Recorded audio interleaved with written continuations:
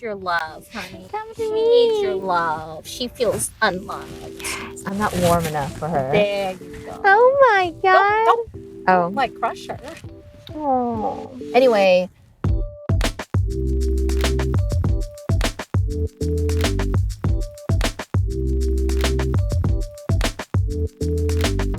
Hi everyone, welcome to the second episode of Backyard Talks. The first one was really rough. Please forgive us. We're being hella awkward and weird. It was our first one. Hopefully we will get better with each and every episode. Today's podcast episode is really important because it deals with Asian hate, especially what's going on in the media right now. I'm Grace, one of your hosts. We have Justin.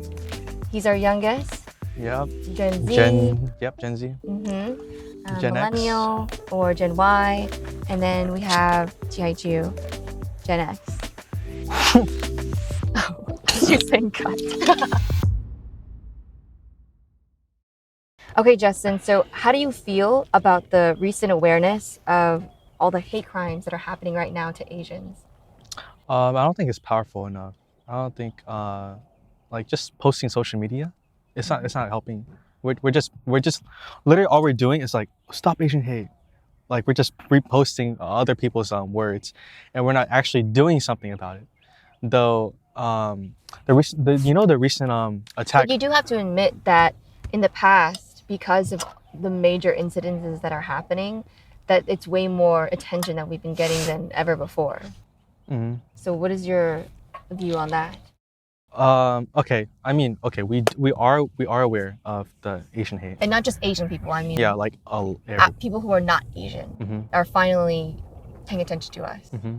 Mm-hmm. It is working, but is it really stopping it? That's the thing. Is it really stopping the hate crime? Because if you heard, Asian hate crime is still up by 1,900% by just this 12 months. Just by all this 12 months. How do you feel about it? That's what I was asking you. It depends on everybody's class. The more hate, okay, the lower class, they get so much hate. Like depends on the person where they live. We're as me, upper class, I would say. I get hate, but it's not as effective as the lower class.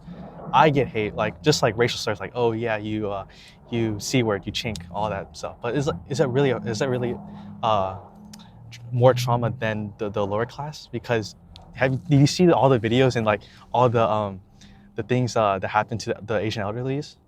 Like there's recent one that the Asian elderly got hit by this white man, but she got a bat and like smacked the crap out of the other man. Wait, explain the incident you're talking about for our viewers or listeners. So it's on social media. It's like going everywhere.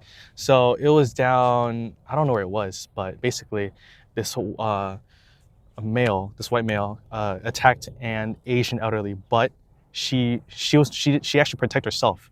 She got her own wooden bat and smacked the other guy, and that guy, that guy had to go to the hospital, but. The Asian lady's eye got attacked on the left side, so she can't see.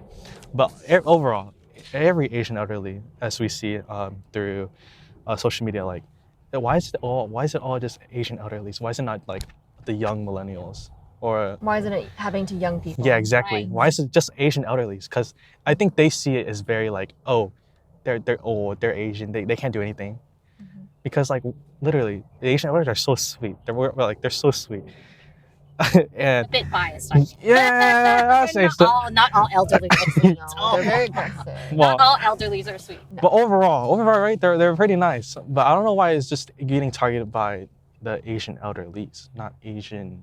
I would say like adults or young kids. Yeah, we can explore that question a little more. Jaiju, how do you feel about the recent awareness of all the hate crimes that are happening against Asian people? Whew. All right. So I think what really hit was the beginning. Mm-hmm. Yes. Well, initially this week, especially with the Georgia shooting, I was really upset. I was grieving. I just lost my dad a year ago. It was heavy on my heart as if it was my dad. I was really in pain. I I was quiet for a couple days to process that, digest that. I think it's been almost 5 days since the shooting in Georgia, so I'm at a better place today. I want to reframe what's happening for me personally to grow as well as my community. I love how Justin, how wise he is in the sense that we're aware of it. What can we do with it? That's kind of where I'm at this point. Last June, when the Black Lives Matter happened, I was angry, but just like everyone else, eventually it gets out the news and we forget to move forward with action.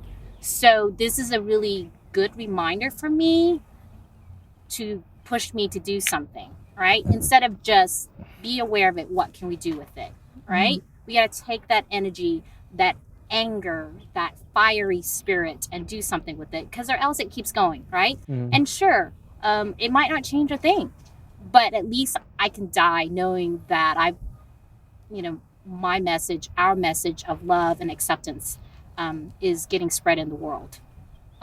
So that's more of my call to action at the end of the video, but I was really sad and upset.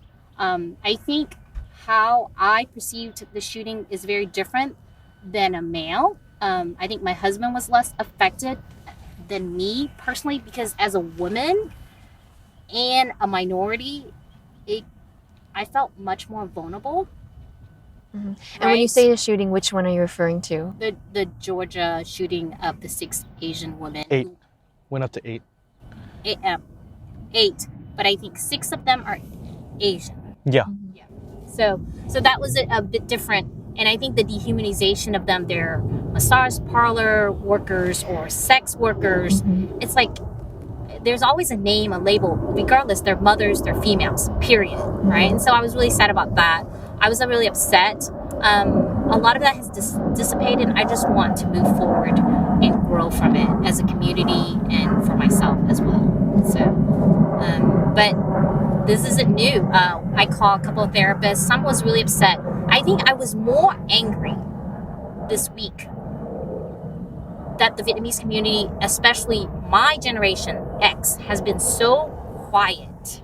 Like, I am in connection on social media with other Asian communities. They were like roaring, angry, upset, and I was just grieving of the cricket noise with the X generation. Like, I know the Y and Z have been in uproar, but the X have been just quiet. And I think it took me about 48 hours, but I processed it and I was like, why are Vietnamese, I guess I'm an elder. Why?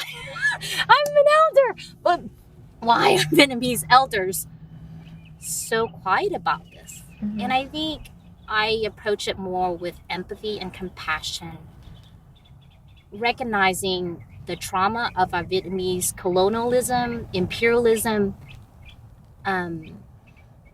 has made us learn to just be quiet. Don't draw attention to yourself. Just mind your own business, and nobody's gonna hurt you. Nobody's gonna hit you. Nobody's gonna fire you. And so I woke up with much more compassion for the Vietnamese older generation. I talk about with my mom, and she's like, yeah, I mean, she's learned, don't make trouble. If you don't make trouble, no one makes trouble for you. But that's not the case anymore. These elderlies didn't make trouble, and it still came to them. So it's up to the younger generation to protect the older generation. It's like, I am so impressed with the younger generation speaking up and rising up, and the collectivism of the younger generation. Like, I'm in awe, right? Because as an X generation, we grew up with the war, and we have been in prison, and we just don't want to make trouble, right? As much as we feel upset about it, we're not going to go to the rallies. So we need you to stand up for us and help hit back those folks. What about you, Grace? How did you feel? I honestly do truly feel desensitized towards any reports of violence. Even if it is Asian, it kind of like, perked my ears up a little bit. I'm not an animal, but metaphorically speaking, it did kind of like caught my attention. But then I was just like, another shooting, And in my mind, That's so sad. it is that you're really sad. desensitized. I know. It's really bad. And then, but then my friend she lives in New York City. She's not of Asian descent. Mm-hmm. And she was more concerned and worried and scared for me. Oh. And through her caring, I'm like, oh, maybe I should care more or feel something. Because I was still processing it, you know? And she was like saying, oh my gosh, Grace, let's talk about it later tonight. You can take a self-defense thing or whatever. And the only thing I thought to my mind was, I think I will be okay where I am. The only thing I need to be concerned about is like, oh, I need to make sure my parents or me don't go into any Asian spaces maybe right now. That was my form of like practicality. Like, okay, lay low. What do you mean by Asian spaces? Asian spaces like Bel Air, Chinatown, Asiatown. Like the places where most Asians are, because if someone wants to attack the Asian community en masse, They're gonna target that specific places place. where all the Asians are. Yeah. So I'm like, okay, I guess I can't go there right now with all the animosity, because those are like the likely targets. That's kind of where my mind, or I didn't feel very much. I just thought, okay, make sure to keep my family safe and spread the word out, spread the word. And of course, if I hear anybody talking smack about the Asian community, to stand up and say something, because the women desensitized, but when I hear about the older people, that's when I get riled up and angry, because I'm just kind of getting emotional just saying this, but they're like, you know, they're weaker, they're more vulnerable, they're defenseless. Like your grandmom, imagine. I know, I'm getting really angry just thinking about it. And that's the reason why they don't want to do anything to those kind of people. I mean, do anything to younger people. They can just say stuff to us and maybe shove us, but we can kind of defend ourselves. And we know we have social media and camera phones right now, and that we know how to wield that as a power for whatever, lawsuits, calling people out. And so it's harder to attack younger people because we know how to use the power of social media and cameras. Older people, that's not their first instinct. You know, our elders, grandparents, they're not gonna like think of it to whip their phone out. Do they even have a camera phone? You know what I mean? So it's just so much easier to push them around. I really don't have a lot of fear, and the fear aspect of it hurting me never entered my space. I never thought about I need to take defense class. Mm-hmm. But my brother, you just saw my mom in a walker walking. My brother actually brought up, gosh, you know, be careful. You need to always walk with mom because she uses a walker. Oh my God. What if someone hurts my mom? And I think that was the first time that it entered my space that this could happen. Yeah. Because I think we are in such a different environment. We're not in New York. We're not in San Francisco. We're in Houston. The suburbs. It's really nice. And we're in the suburbs. But not really. Not everyone's really nice. Yeah. Because it's happened in my space, even in Houston, just around the corner. Oh, yeah. So I think that was the first time I go, oh, yeah. Yeah, so I have scary. a vulnerability. Yeah, so, but I don't live off fear. I really don't live off fear. I push that aside. It's really what can we do forward. But we're here because we want to hear everybody's stories. And we have a few stories to share with you today, right? Today, Backyard Talk is sponsored by Hall Foundation for Mental Health out of University of Texas. They are trying to promote mental well-being for the Asian community in Houston. So, are we talking about like major or minor issues? We want you to do major ones. Major ones? What's your biggest story? Yeah. Okay, I think the major one that still stuck to me would be bullying. It was always in elementary school. It was That makes me want to go pinch your cheek. But it was I don't know. It was weird because I was actually friends with this guy. Really? I was friends with him before like actually like fighting him. Really? It was like more like a friendship. It was more like oh yeah, I know you, yeah, you're cool, you know, like it's like acquaintance basically. But I don't know why I was targeted. It was mainly on the bus or during recess. What do you do to you? So I think this was in around fourth grade year, fifth grade year. It was on the bus, and it was not just this one person. It was actually two other people, one younger than me at the time, and us, or he still is younger, but one younger than me and two older than me. They were just like throwing my backpack across the bus. Like I don't even know why the bus driver didn't even like notice. So they were just throwing back my backpack and like. How old were you? I was in fourth grade. Okay. I was in fourth grade. The guy, one of the guy was in fourth grade. One guy was in fifth grade, and then the other guy was in third grade. I was like, wait, this third grader is actually bullying me too. That's crazy. A younger kid. I know, but like, why? Why was I targeted? Because this also happened in math class in fifth grade. The same guy. He's white, and he just he got a group of other white boys, and just like threw my backpack around. Like I was like, why? How's that fun? And this also this also happened in math class. We're just taking a quiz, and then he was like yelling racial slurs back to me, like "you chink." Are you? And then guess what the teacher did? No, nothing. She's like, sit down. I was like, what? This is so stupid. And I had to confront to their parents. I had to confront to his parents specifically, and then I confronted both. How were you able to confront the parents? My sister. I told my sister, like, are you serious? This is actually happening to you? So I had to go to one of the person's house, and guess what the mom said? Oh, I'm sorry, my son takes has issues and he has to take medicine for it. What? Is that really the problem? Is that really the problem? How is that the problem? Like your son racially not assaulting, more like just harassing me. Like calling me chink and like ching chong and doing their eyes. And then the other guy that was in the same grade, the guy I told you before, that's a younger one.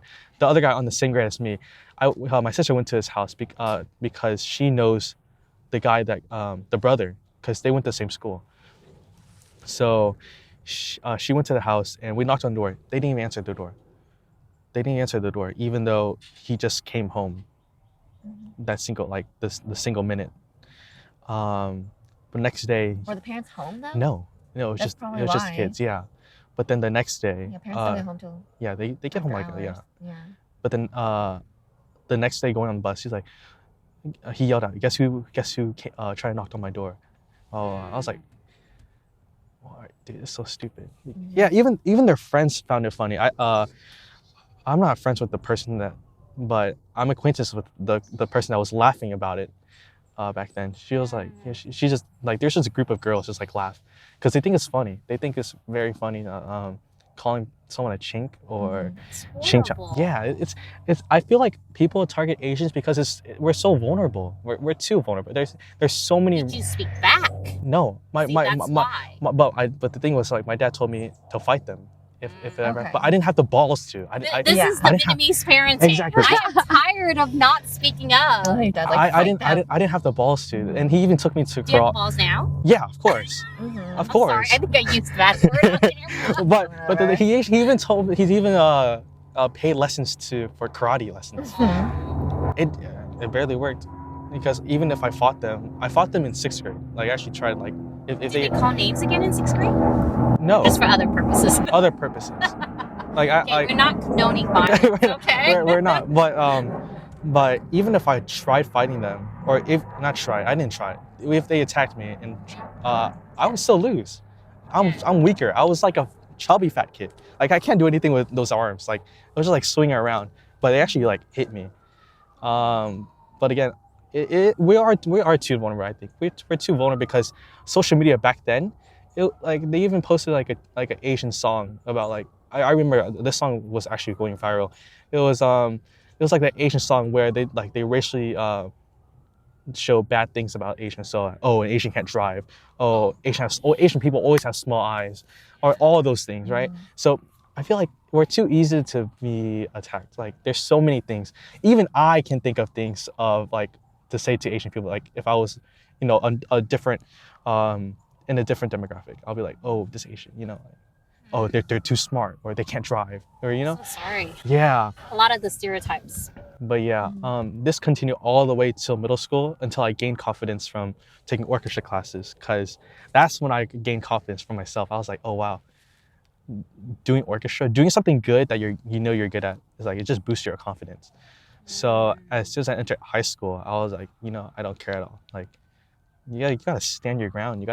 And I started working out, and it actually helped me, take away all of those of being scared. I would say, I remember in 6th grade, I was in a fight, and this guy was like, punch me. I was like, I didn't have the balls to punch him. I was like, why? A girl or a guy? No, a guy. He was smaller than me too. He was like way smaller than me. I want to say like, four. I was like 4 something, right? This guy was like 3'11", like short. He was so short, and I was so scared punching him. I was like, wait, what's the point of punching you? Like, do I have to? We have to give our kids defensive lessons. Yeah, but we don't want to fight anybody. Yeah. But what's the point of fighting?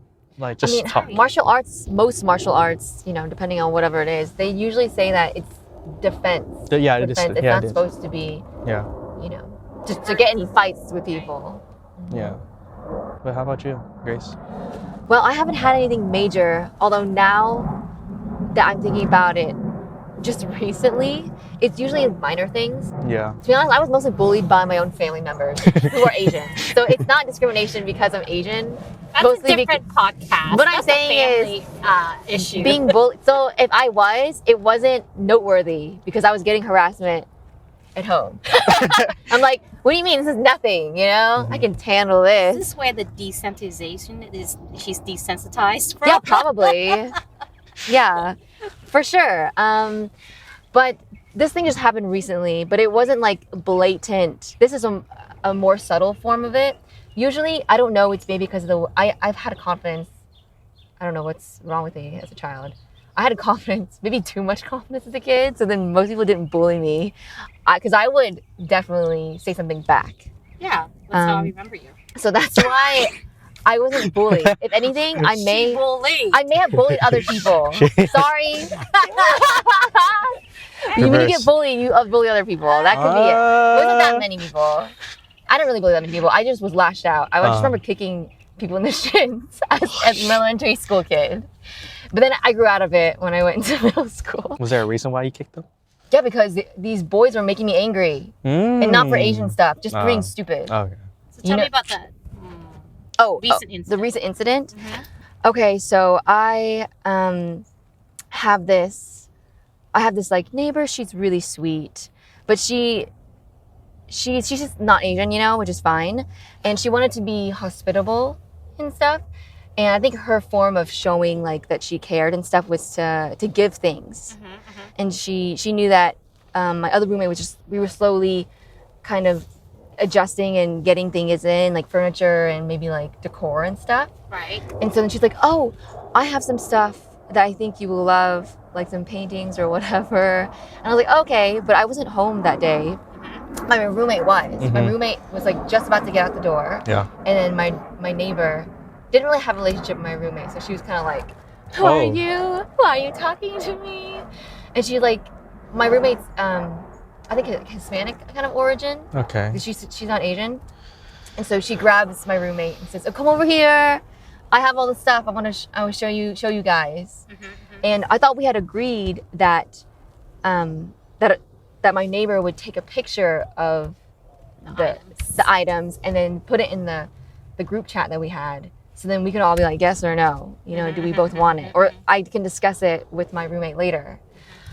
Instead, my roommate she just felt pressured, I think. To take everything? And she just took everything. But most of the pictures were fine. What was it though? Nature scenes. I'm getting there. Most of them were nature pictures. Okay. But there was one where the neighbor kept telling me beforehand, like, oh my God, you have to have this photo, this painting. You know where this is going. Yeah, you have to have this painting. I don't know where this is going. He does. He knows what I'm talking about. Yeah, I know. I have to have this painting. It's so cute. This girl looks just like you. Oh. And I was like, I probably already have identity complex for different issues, but I was just like, I really don't want this in my space. I really don't want this in my apartment.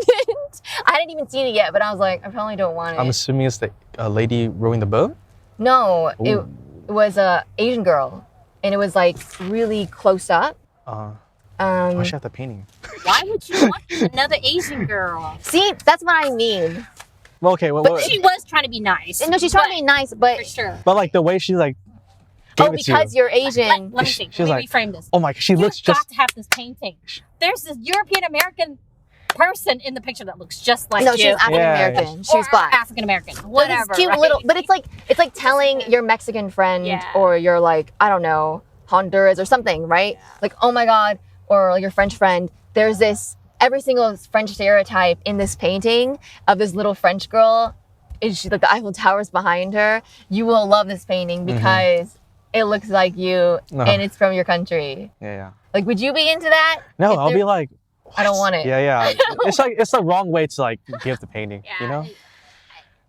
It was a weird assumption. But I mean, she was being but you nice. think That about was- it. I know, but Yeah. that's what I mean by Yeah. subtle. It I mean, wasn't it's like definitely a small blunder. People make mistakes all the time. it's uncomfortable. But it's like really like my youngest, he has friends at school. They would ask him, "Can you see out those eyes?" It's like I'm like, and then next time they draw really small eyes. These are things you're like, they don't know that's hurtful. I mean, these are good friends of his. They're not bullying him. They're like legitimately Curious? asking and curious. So I'm forgiving of a fourth grader curiosity. yeah, little kids. But by the third time, my son is now getting a little bit complex about that. So it's like we have to kind of think about these things. There's certain things. Well, let me tell you a little bit more about this painting, okay?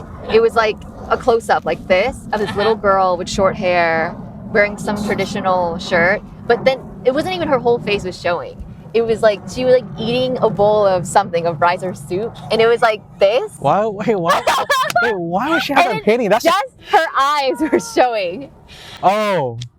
What? And So it's worse. Anyway, we don't know well, people's that's thinking, even more right? messed up because It's like people aren't really looking from our point of view or putting ourselves in our shoes. I think it's a mistake. I think it's just a mistake. It was a Right. mistake, We're going but- to do it with compassion and say, this was just very ignorant. It can hurt people's feelings. Think twice before you ask questions like that.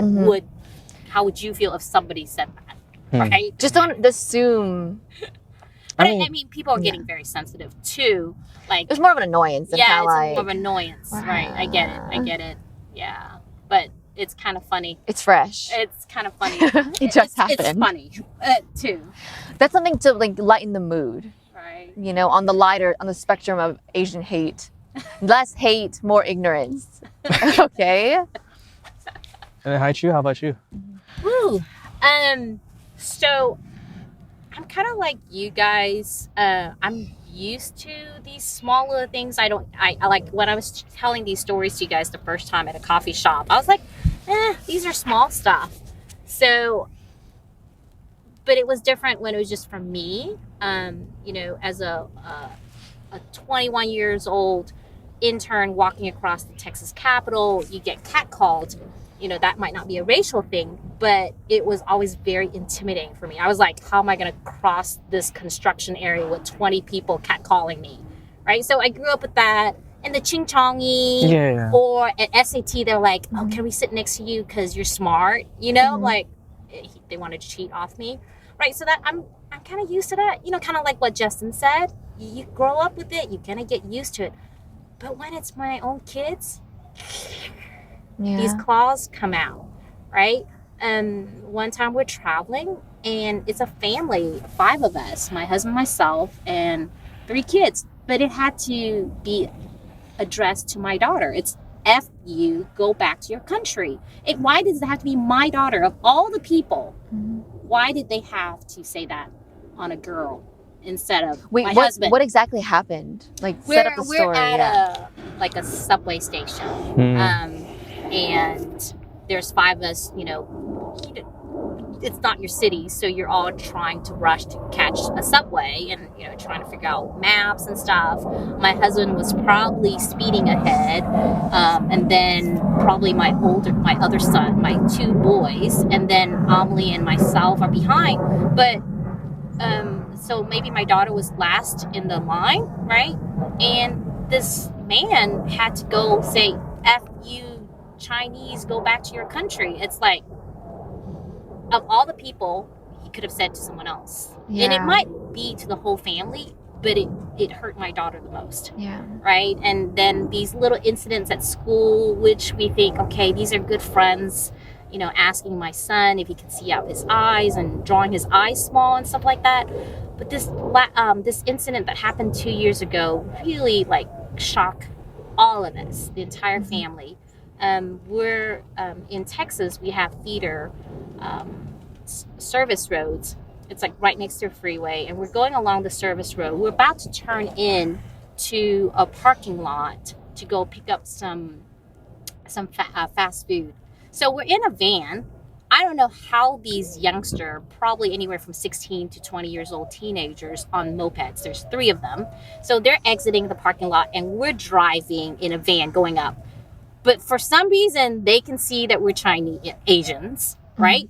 And they mock our eyes as we're turning in and unprovoked, right? They're mocking our eyes. How old they seem? They seem like 16 to 19, 20 on mopeds. So maybe they're still even younger than 16 if they're on mopeds. Teens on mopeds. Right. Never trust them. And I guess it shocked us so much. My husband rolled down the window, was about to say some stuff that was not nice. But I think because we wanted to teach our children on how to handle these situations with grace, we didn't attack back, right? We didn't attack back. And I think because the previous incident happened probably a year before that, where my daughter was heard the F word for the first time in her life, I think it was still raw for us, and I was upset that it was happening to our family again. So when we pulled into the parking lot, I was really upset, and my daughter and I both cried, and we were just sitting there trying to process what just happened, unprovoked, so mean. And we took the high road and we pray for these teens, because what I tell the kids is that their basket is empty and they have to steal it from someone else to make them feel good about themselves. We pray for them that they don't have enough love at home, that they have to, in order to feel better about themselves, they have to put someone else down. And that was helpful to reframe the whole situation right then and there. Because we could have said some stuff like, who the heck rides around on a moped? Right? In Texas. Right. What are you doing? We never see kids on mopeds. Like, can you afford a car? But we weren't going to go down that level of lowness. We're not going to roast these teens, even though we could. I knew that's what my husband wanted to say, but he held his tongue and he took the high road. I'm really proud of him. And but I think so many things have been happening lately that when this Georgia shooting happened with 6 Asian women being killed, it opened up that wound again. And so I felt vulnerable again. I don't know if this is just because it's happened one too many times, because it never faced me before, but now it's happening to my family, right? And it's my kids are going to be growing with this, and I want to have hope, and I want to be part of the change. I don't want to be like, I'm just the victim, because I really think we're also part of the problem. But that's for later down when we want to do the call to action, right? But that's my story, and I think that was why I was just so upset this past week, because it reopened up that wound while my entire family was crying. But isn't it weird, like, how they all assume Asians are Chinese, though? I just think that's so weird. Like, I've gotten that since I was second grade. What? It's because it's an ignorance thing. They don't know about any other Asian. It's like, except there was a Vietnam War, so I don't really know what their kids. No, we were in Denmark, and he says, "Where are you guys from?" This is Denmark, where everyone's a blonde, right? And he's like, "Where are you guys from?" This is Vietnam, sir. And he's like, "No, are you sure you're not Chinese?" After getting the answer that we're Vietnamese. That's so weird. Either does he know geography or that's it, but it was like, it's just these repeat incidents, and I think it's like a little wound, and it's starting to open bigger and bigger for me. And the Georgia shooting was just opening up old wounds again. You hear about the Georgia shooting, the police tried to defend, or not, it wasn't really defend, but he was like telling the shooter's story. The weird part was that they all the people are saying, or not all the people, but the people that are like trying to like protect the shooter, I guess, they're like saying, Defend the shooter. yeah, it's not about race. The shooting was not about race, but why was it all targeted on spas and like why was it all targeted on spas, Asian spas specifically in Asian towns? Why was it targeted by that, just that? Why are they saying like it's not You can about go race? anywhere. Exactly. You go to I guess not a movie theater, but You can go a park. anywhere else, but he chose spas, Asian spas in the Asian areas. And the people are like, no, it's not about race. What? Makes no sense. Yeah, that's a really hard one. I'm having teach sociology. The first story always sticks, and even if they find out later that it's about race, the first story will stick. And the good thing about Asian being 5.6% of the United States is that we do have a small amount of visibility, because when Muslims mosques get burned, Muslims get attacked, there is absolutely no PR at all. So the good thing about this is we are a little bit more population than, say, Native Americans. Like, they're so small, the crimes that happen on reservations or off gets no visibility. So in some way, all this is highlighting some stuff. We have to put ourselves in other people's shoes, that they're not even getting any visibility, because a lot of Muslim hate out there, and a lot of them are Asians too, right? It'll be like, oh, it's just a neighbor dispute, but it was all racial. The way they It's the first story classify it. sticks, right? And you have to start noticing the social media, how they How the title media. these things, right? When the Las Vegas shooting happened, it was a lone wolf. When this shooting, Georgia, happened, it was a sex addict. Yeah. We have It's to- always like an excuse. He's a terrorist. Let's just call it what it is. Who's making the decisions to label these things? Is it the police reports, or is it the media themselves? It's definitely the people that are like posting. They're not posting, but because Framing it. because if you look on social media, like they actually put like I don't know how to say this. Male shoots Asian spas. They actually put Asian spas instead of it's a sex addict. It's Right. it's just putting on the news that they cover the whole thing. I would But say. if it's the other way around, Yeah. it's really just Oh, if it's noticing a person of headlines. color, if it's a person Yes, of the color minority. who does something else, and then it's a significant factor. Yes, and it's like terrorist attack, right? Yeah.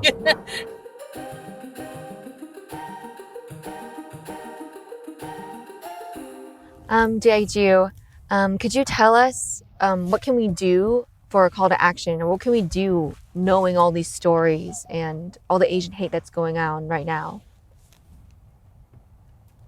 Let's just start off with knowing our own personal biases. We all have biases.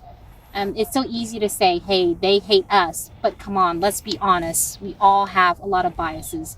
Even within the Vietnamese community, I grew up with this anti-Chinese mentality because the Chinese colonized us for 1,000 years, right? So even in Vietnam, the Northerners don't like the Southerners, or one village cannot marry another villager. So we as Vietnamese have grown up with this mentality of tribalism, which is fine, because that's what you needed a long time ago to protect yourself.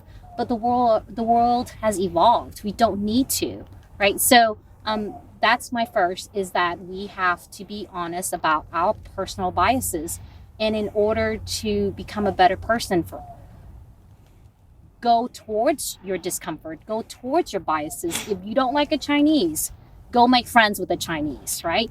And then assess your circle of friends. If all you hang around with is Vietnamese who are of the same religion, let's hang out with someone else. Let's look, do you have any friends that are Jewish, Hindu, Muslim, all race and ethnicity? Because in sociology, we find that the best way to break down prejudices and biases is real collaboration, not meaning in the same classroom. Just because you're in a classroom with other race and ethnicity, they are still a they. But the minute you have a meal with them, the minute you work on a project with them, they're no longer a they. It's an us. So that's my thing for myself and for my family, right? I recognize my deficit in my parenting is that I haven't exposed my kids to all different race and ethnicities. And their school, we talked about this in the car with my youngest today. My youngest son's school, he's like, Mom, it's really hard for me to reach out to other people. My school is 75% white and 25% Asian. So it's really hard. So it's my job to fill in the blank what he's missing, or those other race and ethnicity are going to be a they for him. So that's my responsibility, right? And then what can I do as a human being to change? Because what we have been facing of late, and really forever, this hate or envy towards Asians, it's been going on forever, right? It's just now highlighted because of the pandemic. People are scapegoating. But what can we do? Because now we're in the shoes of like other African Americans, Hispanics, Native Americans who endure hate as well. At least for me, and I think for other people, look at what you can do within your own community, right? So I would like to reach out to the principal of my kid's school and say, hey, I'm trained in this. How can we bring diversity to the school? It can start small, like a diversity fair, right? There's something about food. Food has a way of bringing people together, right? A diversity fair after this pandemic is over. And it can start small, but it has to start somewhere. Our education of diversity is really only at the college level. Why can't we start this at the kindergarten to 12th grade level, right? If it's so important to America, why aren't we educating our kids? I think kids can actually be very prejudicial. Up to 8 years old, kids are actually very prejudicial. Not so much because parents are teaching them the prejudice. Some of it is coming from the parents. But if you remember, my kids, like when we were teaching them about shoes, they always line the left shoes on the right shoe. Because when they're learning things, this is how it's supposed to be. So if their family is of a particular ethnicity, they're like, these people I recognize, these people are safe. Anyone else is an outsider. They just pick this up even without you teaching. After 8 years old, right, they start, their thinking is different. It like solidifies a little bit. And then they realize there's exception. You know how when you're going up, you have left shoe goes on the left, right shoes on the right. But now you're older, you don't care. You put your right shoe on the left, right? And when for Asian anyway, we take off our shoes, right? But my kids used to be bothered by that. Like what you teach them, this is the right way, this is the wrong way. But as you get older, you realize, okay, mom taught us not to hang out with that, but I've hung out with those people and they're okay. You start seeing exceptions, right? And as you get to college, you start seeing, you start unsocializing some of the stuff that you picked up, right? Whether they purposely were prejudicial in their teaching or just from a kid's thinking, right? So that's my two things is personally for me, examine my biases, go towards them, okay? And secondly, what can I do within my own community, my kids' community, to bring more diversity education? I even approached one of my friends or suggested, she's a teacher. How can she create a curriculum about diversity and make it a nonprofit? Because how can, so that teachers don't have to go out and start, create a lesson plan about diversity. What if there's a whole curriculum already that, districts can give the teachers to execute that, right? And that those are my two call to action is personally for myself and what can you do within your community?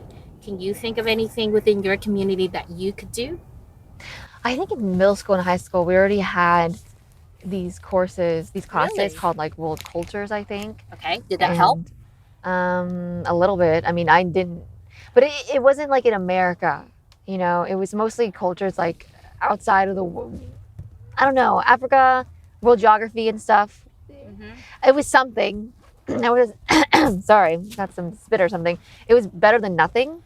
What really helped me the most, this is just a personal experience, was as you said, the call to action, looking at yourself and who do you hang out with, noticing your own patterns and behaviors.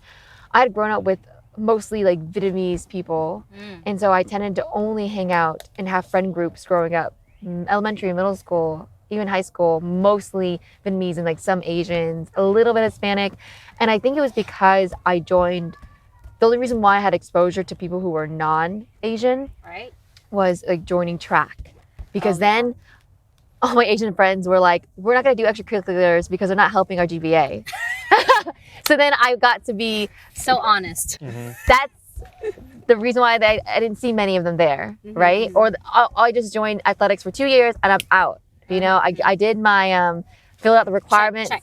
for the GPA for the college, and I don't need to do anymore. I'm not going to be there anymore. I'll join tennis, the usual, you know, Asian sports or something.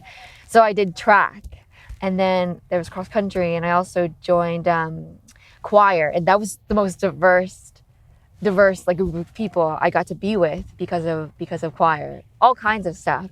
And then I didn't judge people based on their ethnicity or culture. I judged them based on like I split people, or I just noticed patterns. This is my thinking. I noticed I did this based on like on level kids, and then what's it called? Level 1? In K level, we call them K level. It's just higher level, because there was a distinction. But it's related to, we can do this for another episode. So she's saying she's like socioeconomics is a huge factor. Class. Yeah. I noticed more class than I noticed race. I didn't go immediately to race. I was just like, okay, education. This brought back up to Justin's point, the class part. And I think that some people are drawing this out. Like, this race issue is actually kind of hiding the the class division. Poverty. Yes. So that's a really good point. The haves and the have-nots. So you intersect race and class, and gender, all three. Yeah. Yeah.